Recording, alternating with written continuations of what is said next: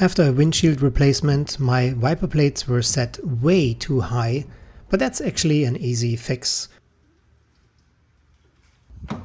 In order to get access to the wiper blades, you actually need to open the hood.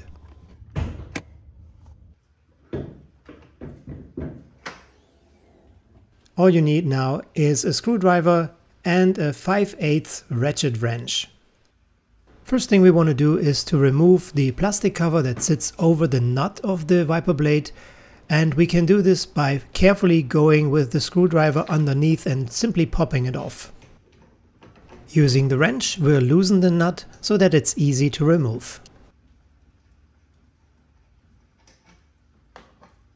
Once the nut is removed, take some force to push down the wiper in the position you like.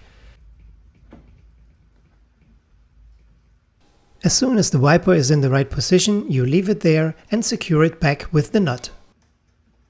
And now we're securing the wiper blade by tightening the nut using the wrench. Don't use too much force. We're not securing it for a war. It should be hand tight only.